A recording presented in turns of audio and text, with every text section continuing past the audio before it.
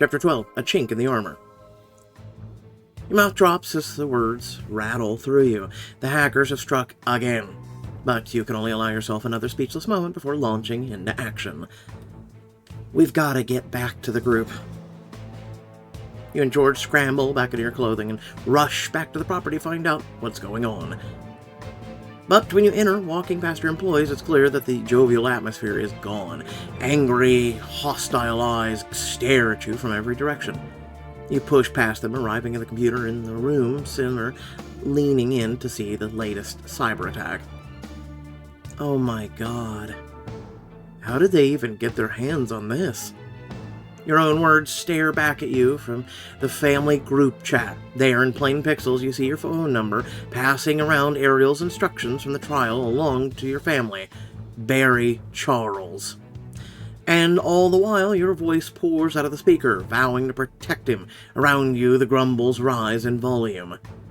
I don't understand. How can we tell what's true and what isn't? It seems to me that Cameron over here just bends the truth to suit herself. Did she lie to us the way she lied to Charles? How are we supposed to trust her now? You raise your hands and address the crowd, trying to defend yourself. Everyone, this is obviously... I'm gonna go with group private chat. No one else was ever meant to see this. It's hardly company-wide policy. Of course no one is ever meant to see it. It proves that leadership are exactly the kind of people we always knew they were. Let's not take this too far. The whole family is rotten to the core. George tries to calm them, but his voice is quickly overpowered by the sound of the crowd. We can't trust her. Obviously not. I say we walk out. You feel yourself beginning to panic. Their unrest is threatening to turn into a full-blown rebellion. Quickly, Gloria steps in. All right, everyone, I know this looks bad. She may have had a few missteps, but I believe that was what Cameron told us tonight has been the truth. You see many of the workers' faces clear, and they look to you and with markedly less fury in their eyes, apparently willing to hear your side of things.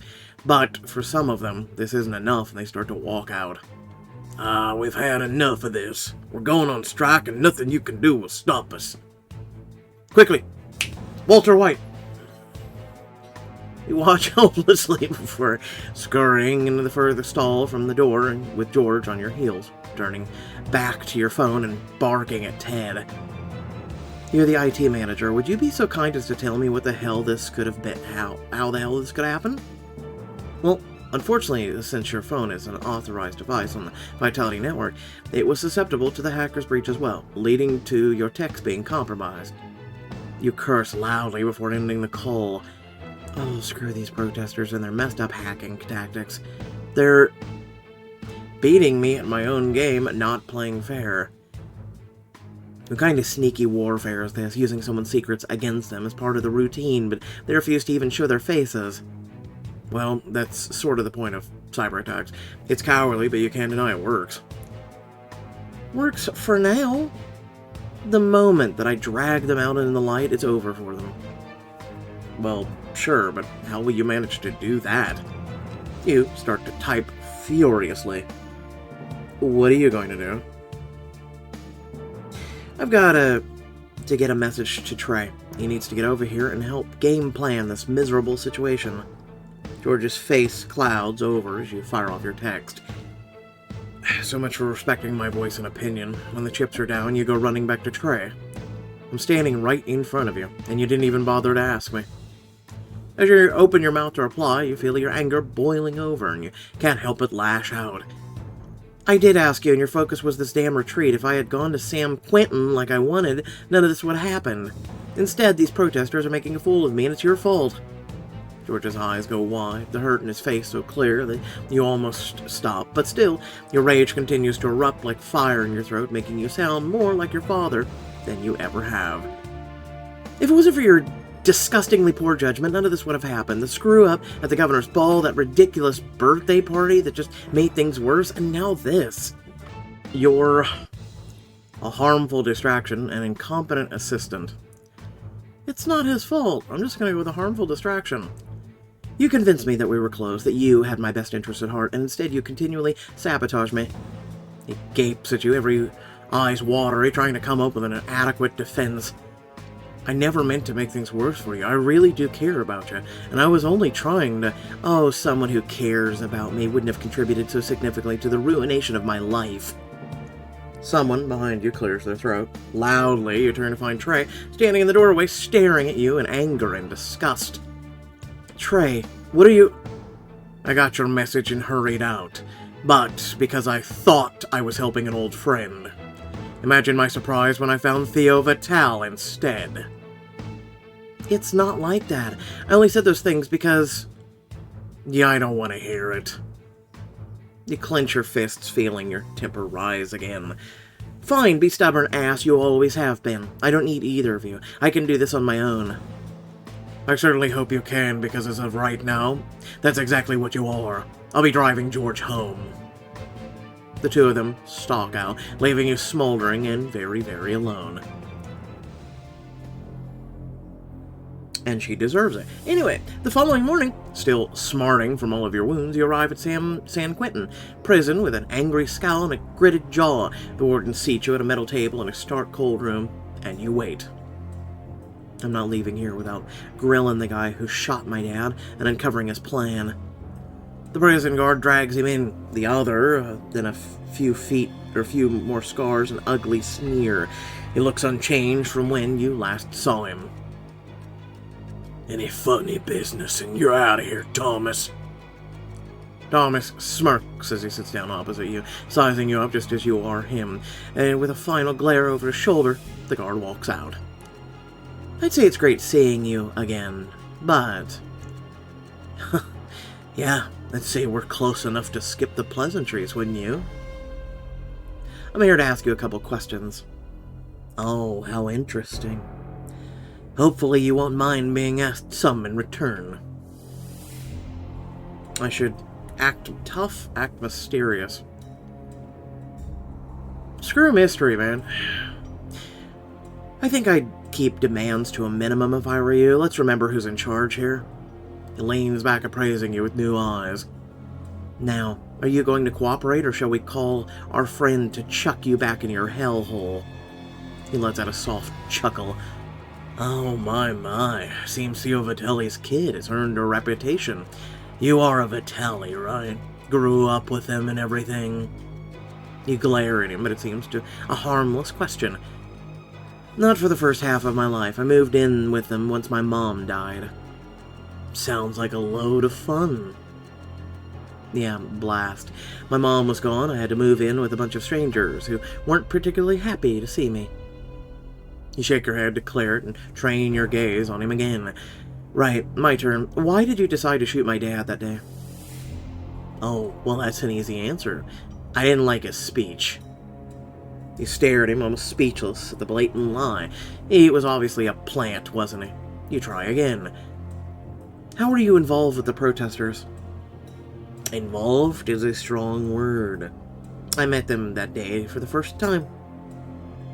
You sigh. This is going nowhere. If I could just figure out his tales, he wouldn't be able to lie anymore. Alright, fine. You want to play games? Let's play games. 2 truths and a lie. Ever heard of it? Sure, I'll start. First, my mom left us. Second, my older half-brother died. Third, my dad hit us. My mom left us. My older half-brother died, and my dad hit us. He only paused at the third, and he doesn't really seem the type of guy to get emotional. You're lying about your father. He never hit you? I'm guessing you never even knew him. He raises his eyebrows at you, impressed. Correct. He didn't care enough about us to hit us. Never even had a full conversation with the man. Figured that lie would stump you, though. Why'd you figure that? Because people like you always have this image of people like me in your heads. You need something to explain us away. Alright, next round. Abruptly, he lets out a psychotic cackle. Oh, this is fun! I'm glad you're enjoying yourself. Now give me another 2 truths and a lie. Your turn now, isn't it? I told you I was the one asking the questions. Sorry, that's not how the game works.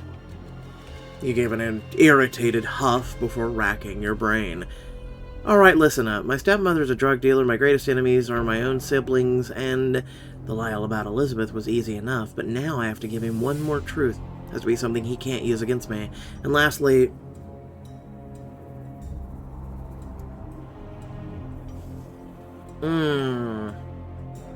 My mother was murdered. What do you think? Your mother wasn't murdered. You smile, saying nothing. Interesting.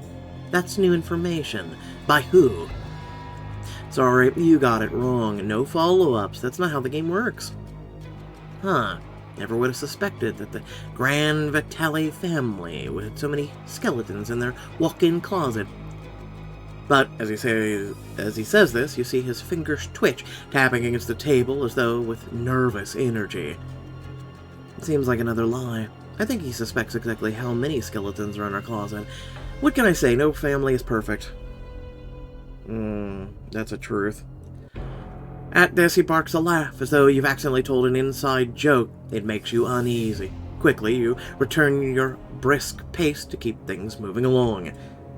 Your turn again. He leans back, arms behind his head. I'm growing rather bored of this. You said you were having fun. What can I say? Short attention span. Fine, last round. He takes a breath, speaks, his fingers tapping against the table.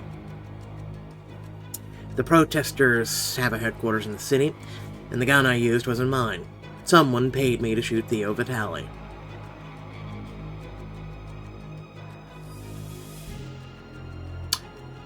Protesters have an HQ in the city, it's false. He's showing all of his tells. All three are lies. Oh.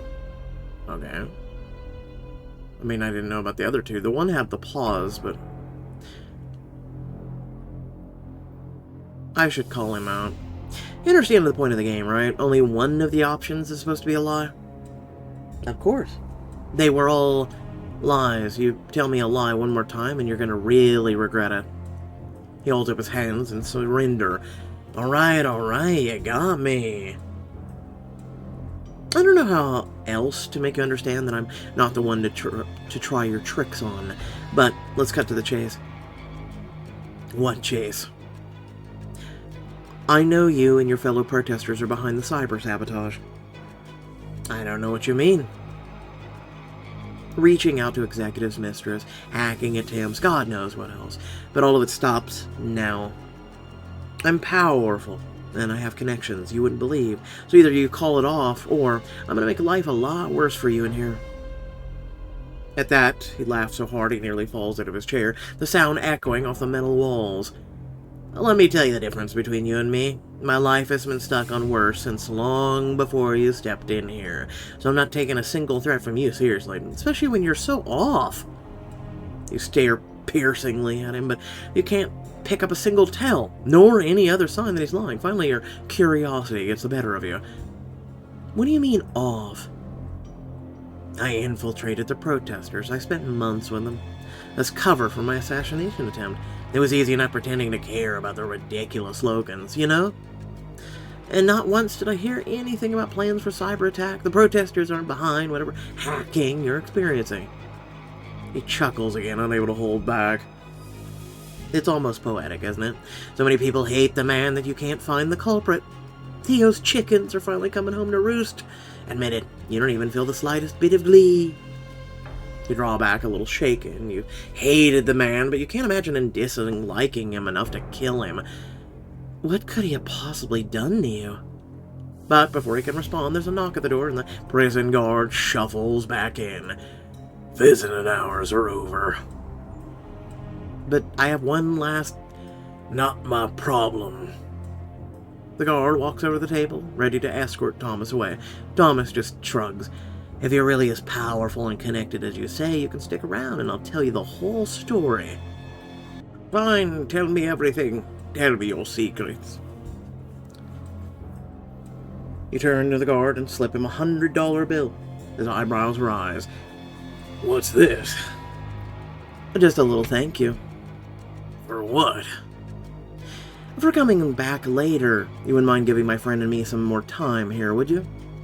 The guard stares at the note before giving you a jerky nod and heading out the door. Crude, but effective.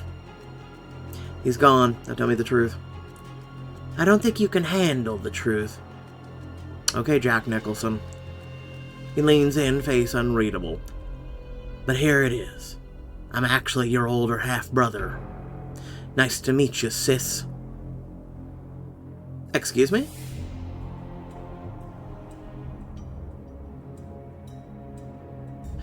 You're clearly mistaken. I don't know where you're getting your information, but it's obviously a misunderstanding. Whoever told you this doesn't know what they're talking about. He shakes his head, still smiling. Damn, I give you just the tip of the iceberg and it's too much for you to wrap your head around? I know it must be tempting to have such a powerful connection, but you can't take things like that at face value. Neither can I. Alright then, I'll explain, but I warn you, it isn't the prettiest story. I'm used to ugly stories. Got plenty of my own. You lock your eyes with him, refusing to back down, and he must see something in them he respects, because as he continues, you see no trace of a lie. Our lovely dad was engaged before the boat-toxed Ice Queen he's with now. To who? No one you'd know. Doesn't matter. What matters is he cheated on her with her best friend. My mother. So you're just like me. Even more than you realize. She patched up the friendship, but Theo's fiancé broke off the engagement.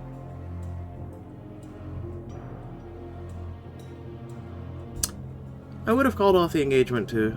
I would have also dumped my friend, but you know. She's obviously right to leave him. He's really the worst husband.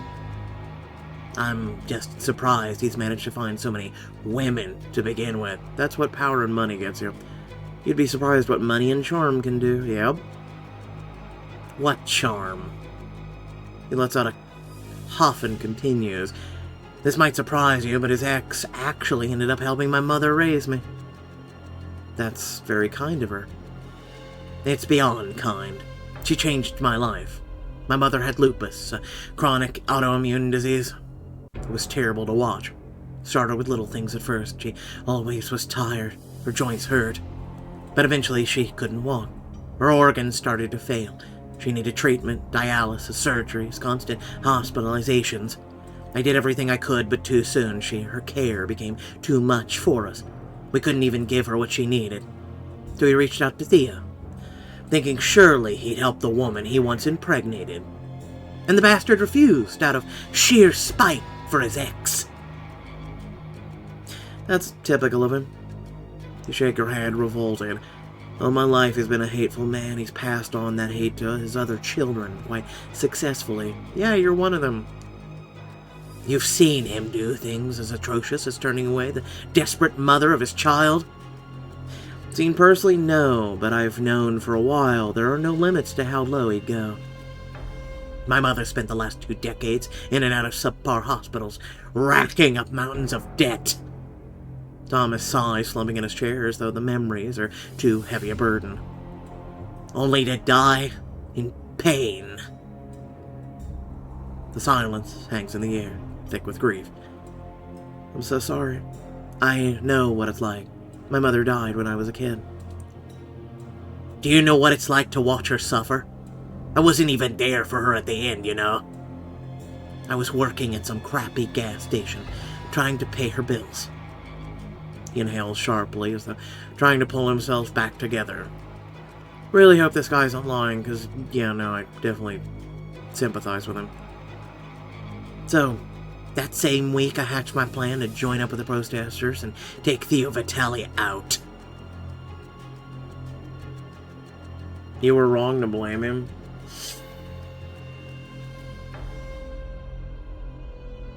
No, I don't agree with that. You had good reason. After what he did to your family and the people you love. Huh. Can't say I ever thought I'd see the day Cameron Vitale agreed with me. I might have done the same. Guess that's Theo Vitale for you, huh? Despised by his own children. You run your fingers through your hair, still trying to take it all in. I can't believe I have another brother. The things you don't know could fill up a family tree. You pause, but before you can ask him what that's supposed to mean, your phone buzzes with a text alert. Prisoner informant, you spent more than time with Thomas and learned he's your half-brother. I guess that'll have to wrap this up. I've got somewhere I need to be. Under the cover of darkness, you arrive at the Vitality offices, prepared to meet Elizabeth and the board for your secret vote. All heads turn to you as you burst into the boardroom. I'm here. Let's get started. First things first. Where's my... Without warning, for her to finish, you hand her her paperwork. There, your payday is secured. Now let's vote. In a rush, are we? Obviously, I chose this time because Dad's scheduled for surgery. We need to make sure that everything is done, dusted by the time he wakes up. I get that you're in a hurry, but we've got to do everything by the book. Theo will push back on this, and I don't want us vulnerable. Fine, go through the motions. Just please try to be quick. Elizabeth makes a meal out of shuffling through the papers, making seemingly random tick marks, even taking attendance before clearing her throat. All seems to be in order. Time to vote. But before her words can finish leaving her lips, the door bursts open and your father struts in, flanked by Dante and Sabrina, and behind them, Trey and George. What the hell? What are you two doing with them? A tense silence follows your words. I guess one of you ratted me out? Can we not point fingers? Could we not? I mean, Trey knew the plan, right? I don't think George knew the plan, and we've blamed George substantially enough, so I'm going to point at Trey. When you said we'd always be in each other's lives, did you mean as the most two-faced enemy? So much for missing what we had. Trey shakes his head, anger and hurt warring in his eyes. Keep your mouth shut. James is aboard on Vitality business. He sent his kids as a voting proxy, and the boy is my bloody assistant. No one cares about your messy love affairs. Keep them to yourself. George meets your eyes, a tenderness flashing in his for a moment before his jaw hardens and he turns away. Before you can splutter out any more words of anger, your father waves you away, walking directly towards Elizabeth. Thanks for the call, Liz. Yeah, I'm not shocked by this at all. She was stalling. She called you. Your father ignores you completely. You can count on the divorce being handled quietly, as well as the other more favorable terms I laid out in our chat, of course. Your own house, your car back, a generous portion of Vitality stock, all as a reward for your faithfulness. Elizabeth gives him the widest smile you've ever seen him invoke in her. Well, that's that. I hereby cancel this vote and relinquish my power as interim CEO, returning the position to Theo Vitale. No, you can't! You turn to your father, aghast. How can you forgive her after what she's did? She murdered my mother, the woman you claim to love, and you just let her walk away with a house, car, and who knows what else? Theo takes a deep breath, hand over his chest, as though to hold the pain your words inflict. I didn't claim to love her. I did. And I will never forgive them for taking her away from me. But I don't give a damn whether you believe that. Because that's what you always failed to understand, Cameron. This is the business. And business must be above emotion. If you knew that, maybe you'd still be in the lead. Behind you, you hear Elizabeth begin to gather up her papers. Preparing to leave, you give up on your father and swivel around, turning to her. I would say I can't believe you'd betray me like this, but... And I'm just glad I planned for it. You pull out your phone and snap a photo of Elizabeth. What are you doing? Attaching your picture to the email and prepared to the authorities about the criminal hiding in their midst. Does that sound familiar, Marva Brown? How do you... With a flourish, you hit send. Good luck spending your money from behind bars. Her phone begins to blare with notifications. You relish the sickening look on her face as she rushes from the room, trying to flee before she's caught. Now let's get down to business, shall we? I like how he didn't even care. He didn't give a shit. He takes his time circling around the room, laying out manila envelopes before every member of the board. What are these? Open them up. Go on. They won't bite unless you give me a reason to make them. Slowly, the envelopes are opened and the faces on the board grow pale. Since my lovely ex-wife gave me such an appreciated heads up, I had time to find a bit of information on all of you. Information that you perhaps wouldn't like to leave this room. Roberts, with a gambling problem, of course. Gloria, whose husband might be appreciate a paternity test on that third kid. Miss Conjo, you wouldn't like the world to know you paid someone to take the bar for you, would you? But how did you... Ariel shakes her head, frantically looking faint. I could go on. Austin, how would your wife feel about the mistress of yours? Evans, what about you and all those charities you've been swindling? Rotten little bastard, every last one of you.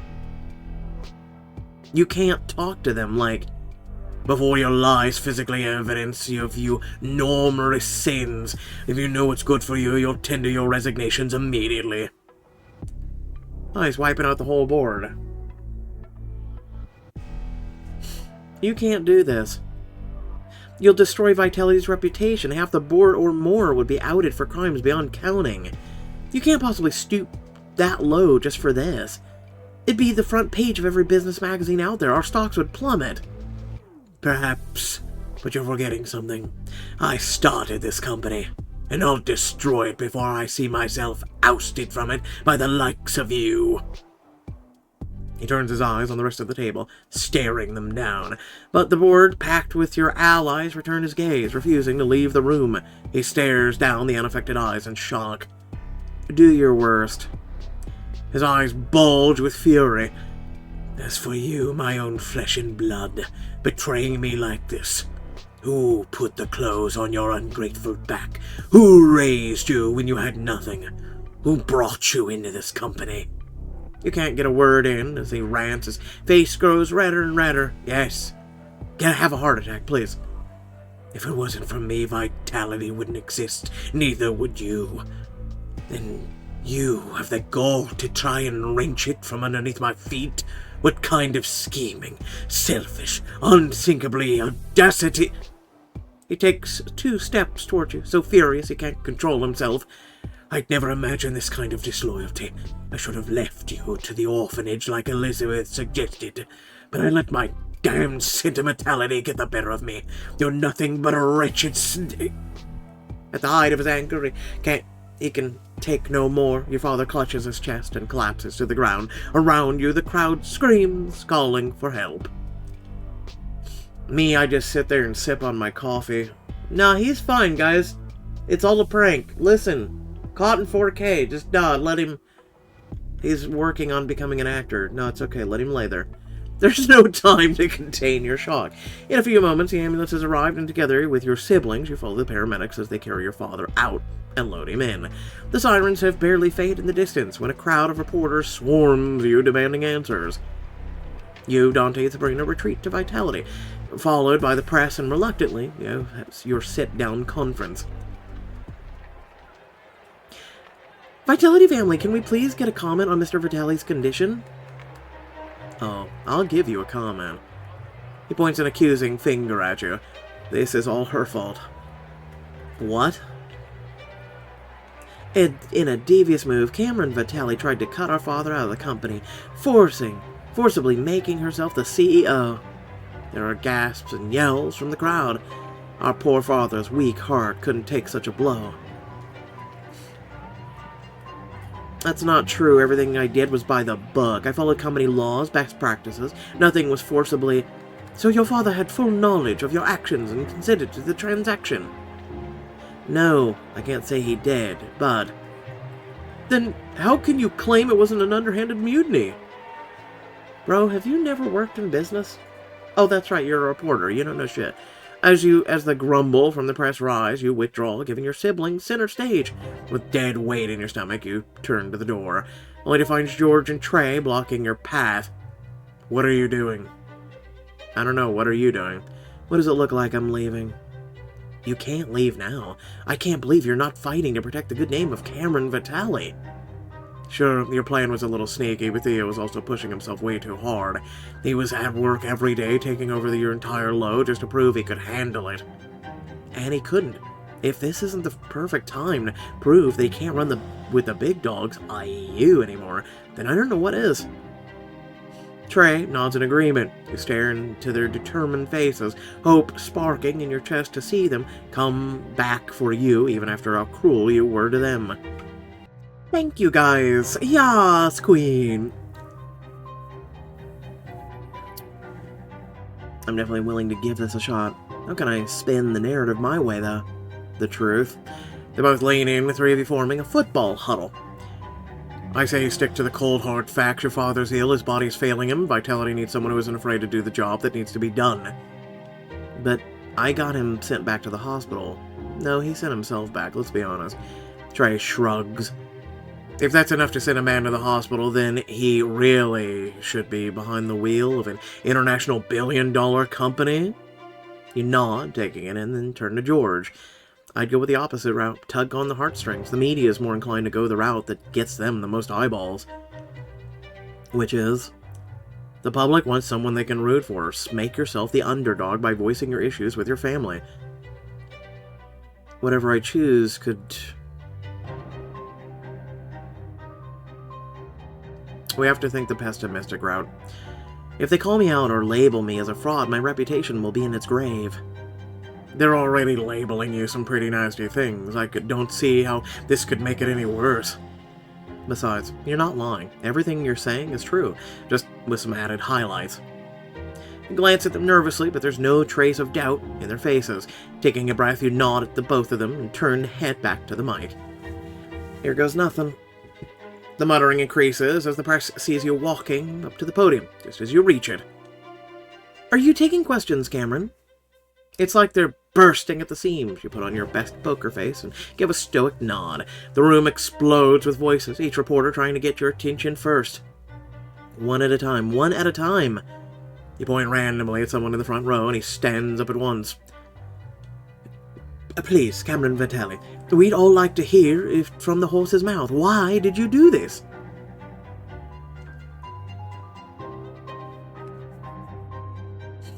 I'm assuming for my father, which is the heartstrings, or for the company. Yeah, no, screw your father. My father's ill, his body's failing him, he's simply no longer fit to serve as leader of this titanic enterprise. But he was the company's founder! Exactly. And what he always wanted was for his brainchild to thrive. If retained in his image, Vitality would soon degrade and inevitably collapse. I did what was needed to stop that from happening. The muttering swells, but the press glances at you with new eyes, clearly impressed despite themselves. You smile, your nervousness settling in your stomach, but just as you begin to feel calmer, you catch sight of your siblings. Don't buy it. It's just like we told you. It was her scheming that did this to our father. The press whips from you to them, not sure who to believe. She doesn't care about our family or his company, only about herself. I got a question. Why didn't you just point out their mother, and she's a fraud, a sham, and everything else? Why didn't you play that angle? That literally is the best angle because they can go fact-check the fact she's Marva Brown and she's currently being sought by authorities. This would ruin their credibility in front of the reporters. Why is no one playing that route right now? A dramatic ooh goes up from the crowd. How do you respond to your siblings' comments? You glance at George and Trey standing off to the side, and a move so small it would be missed by anyone else. Trey taps his head, George taps his heart. My siblings are too cruel to rely on. The day my mother died, I thought I was left alone in this world, but then my father brought me to the Vitale home. I'd hoped I might find what he told me I would. A family. The room is filled with pin-drop silence, hanging on to your every word.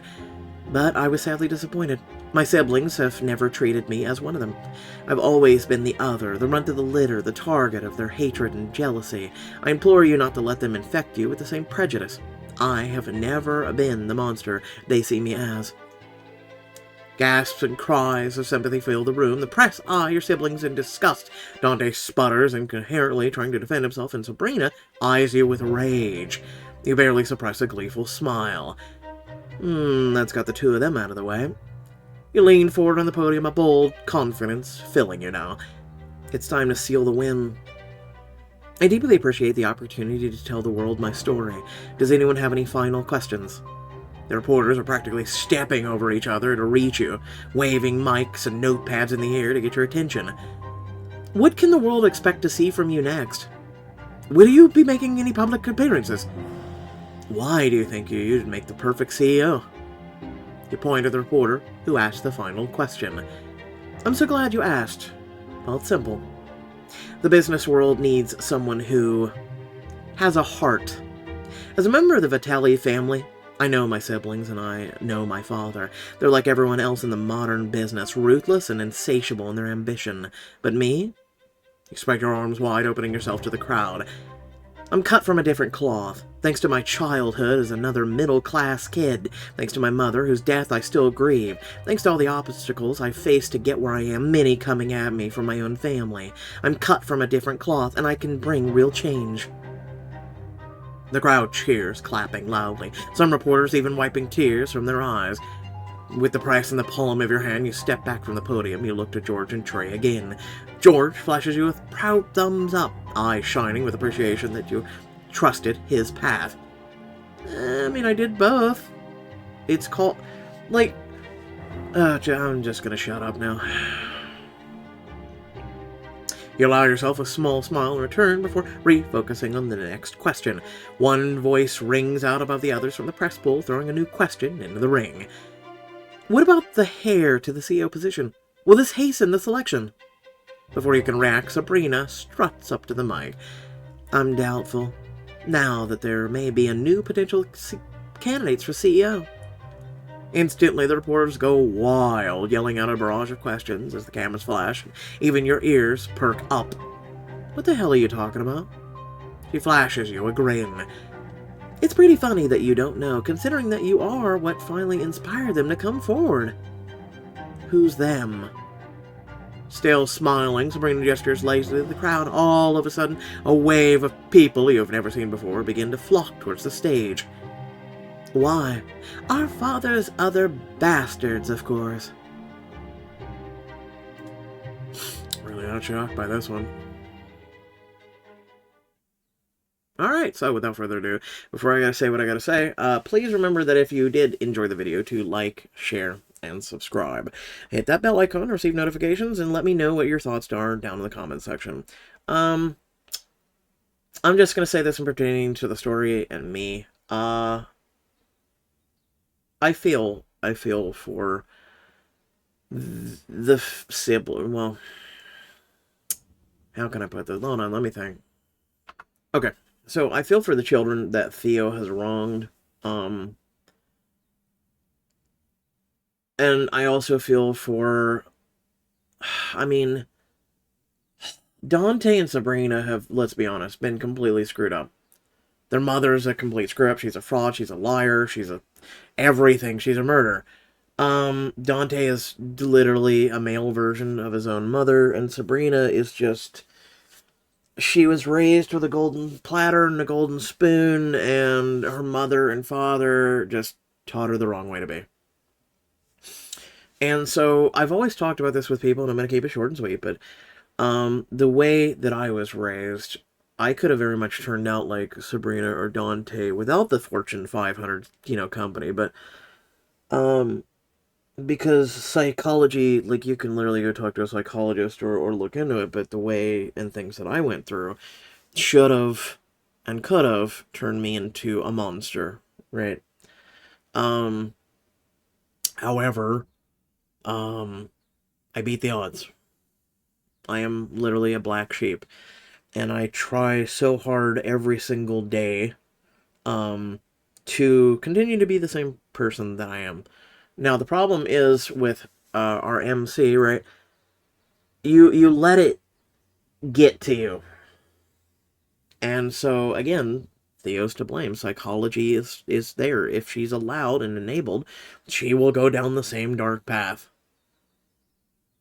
And you can clearly see that here. You know, striking out at people who only had her best interest at heart.